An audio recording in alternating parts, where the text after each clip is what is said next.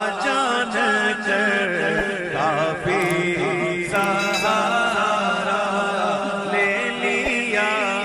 قرآن مجید کی سورۃ البقرہ میں اللہ کریم نے فرمایا وَأَتِمُّ الْحَجَّ وَالْعُمْرَةَ لِلَّهِ، فرمایا اللہ کے لیے حج اور عمرہ پورا کرو، اللہ کی رضا کے لیے حج اور عمرہ یہ کام کرو پر کرو اللہ کی رضا کے لیے، اللہ کی رضا کے لیے حج اور عمرہ کرو۔ میرے نبی کریم صلی اللہ علیہ وسلم سے ایک صحابی نے پوچھا یا رسول اللہ صلی اللہ علیہ وسلم سب سے افضل عمل کون ہے، کون سا ہے؟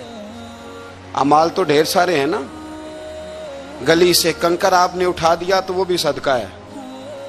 یا رسول اللہ صلی اللہ تعالی علیہ وسلم افضل عمل کون سا ہے؟ نبی پاک نے فرمایا اللہ اور اس کے رسول پر ایمان لانا۔ عرض کی حضور اس کے بعد؟ فرمایا اللہ کی راہ میں جہاد کرنا۔ کہا یا رسول اللہ اگر میں تیسری بات پوچھوں کہ اس کے بعد؟ تو حضور نے فرمایا پھر بیت اللہ کا حج کرنا۔ ایک ترتیب بیان کی، ایمان کے بعد افضل ترین عمل جہاد ہے، اللہ کے راستے میں جہاد کرنا، اور اس کے بعد پھر حضور نے جس عمل کو افضل ترین قرار دیا وہ حج بیت اللہ ہے، وہ اللہ کے گھر کی زیارت کرنا ہے، وہ حج کی سعادت حاصل کرنا ہے۔ حج ایک عظیم نعمت ہے، ایک عظیم نعمت۔ میرے رسول کریم علیہ السلام نے کچھ مثالیں ایسی بیان فرمائی ہیں جو اگر ہم سمجھ جائیں نا، اگر ہم سمجھ جائیں ان لفظوں کو، چونکہ ہم حدیثیں سنتے رہتے ہیں تو وہ خاص گہرائی اور گہرائی جو اس پر بات پر غور کی ہونی چاہیے وہ کئی دفعہ نہیں ہوتی، تو اس کے جو حسین مطالب ہوتے ہیں اور اس روایت کے جو خوبصورت تراجم ہوتے ہیں وہ پھر ہمارے ذہن میں نہیں آتے۔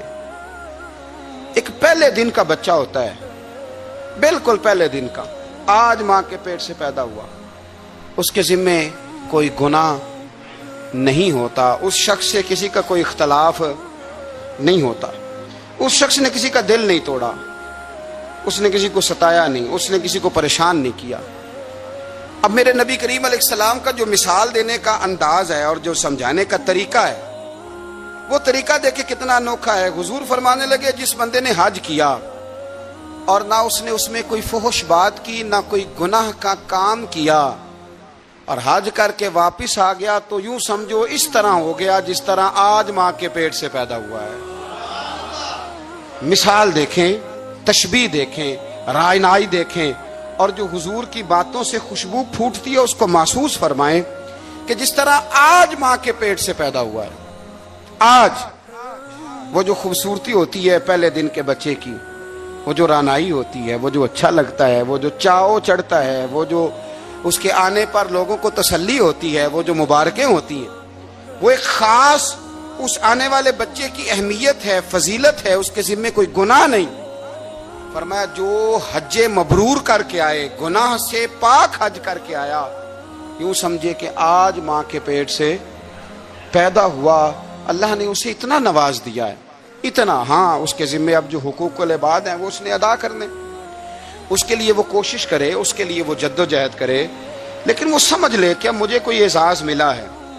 بزرگ کہتے ہیں کہ یوں سمجھو تمہیں ایک نئی زندگی مل گئی جب تم حج کر کے آئے ہو، ایک نئی زندگی، تمہارے گناہ معاف کر دیے گئے، اب تم نے ایک نئی ترتیب کے ساتھ اعمال کو شروع کرنا۔ اب تم سمجھو کہ اللہ تبارک و تعالیٰ نے تمہیں بڑا نواز دیا ہے، تم پر اللہ نے بڑا فضل اور احسان فرمایا، اور بڑا خاص کرم نوازی رب کریم نے تمہارے اوپر فرمائی ہے۔ اس ترتیب کو سمجھیں، اس کو ذہن میں لائیں، اور پھر دیکھیں کتنا اعزاز والا کام ہے۔ صحابہ کا کیا مزاج تھا؟ حضرت زازان رضی اللہ تعالیٰ عنہ فرماتے ہیں کہ حضرت عبداللہ ابن عباس کا جب آخری وقت آیا تو انہوں نے اپنی اولاد کو، قبیلے کو، بچوں کو بلایا۔ ہمارے ہاں جب آخری وقت آتا ہے تو کچھ وصیتیں کی جاتی ہیں کہ وہ والا مکان فلاں کا ہے، وہ والی جائیداد فلاں کی ہے، یہ اس کو دے دینا، یہ رکھ لینا، یہ میرا قرضہ۔ یہ بھی اچھی بات ہے، چلو حقداروں کا حق ان تک پہنچ جائے۔ لیکن حضرت عبداللہ ابن عباس نے اپنے آخری وقت اپنے بچوں کو بلایا اور بلا کر کے فرمانے لگے بیٹا میرے پاس بیٹھو، میں تمہیں اپنے نبی کریم علیہ السلام کی ایک حدیث نہ سناؤں؟ اللہ کرے ہمیں بھی حضور کی حدیثیں سناتے سناتے ہی موت نصیب ہو، آمین تو کہہ دیں یار۔ اللہ تعالیٰ اسی رستے میں نا موت عطا کرے۔ میں اپنی حیاتی تو قربان تھی وہاں محمد محمد پکیندے گزر گئی۔ محمد محمد پکیندے گزر گئی، عہد نال احمد صدیندے گزر گئی۔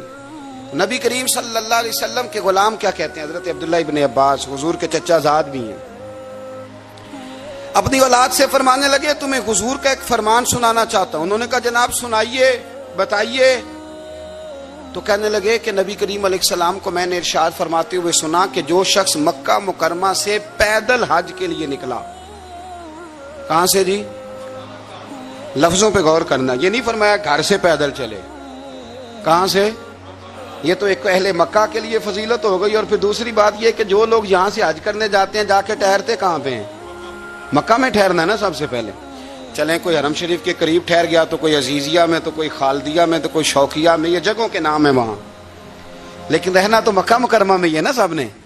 فرمایا جو مکہ مکرمہ سے پیدل حج کے لیے نکلا، حتیٰ کہ حج کر کے واپس مکے لوٹ آیا، اللہ تعالیٰ اس کے ہر قدم کے عوض اسے 700 نیکیاں عطا فرمائے گا۔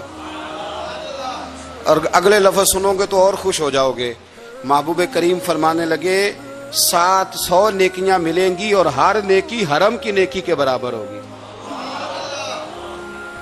ہر نیکی گویا اسے ہر قدم پر 7 کروڑ نیکیاں عطا کی جائیں گی۔ جب وہ چلے گا ایک قدم پہ، اللہ ایک قدم پہ صرف 7 کروڑ نہیں، اللہ اسے ایک قدم پر 7 کروڑ نیکیاں عطا فرمائے گا۔ اندازہ فرمائیں کہ اس بندے کا مقام کیا ہے۔ جس طرح نور میں نہیں وہ نہلایا ہوا، اور ہر قدم اٹھاتا ہے تو نور والا ہی بنتا چلا جاتا ہے۔ حاجی کی یہ سعادت ہے۔ اور ایک حدیث میں اللہ کے رسول صلی اللہ علیہ وسلم نے فرمایا جب تمہاری سواری، تمہاری ناکہ، تمہاری اونٹنی حج کے لیے چلتی ہے، ایک قدم اٹھاتی ہے تو اللہ تمہارا ایک گناہ بھی معاف کرتا ہے، تمہیں ایک نیکی بھی عطا کرتا ہے، اور تمہارا ایک درجہ بھی بلند فرما دیتا ہے۔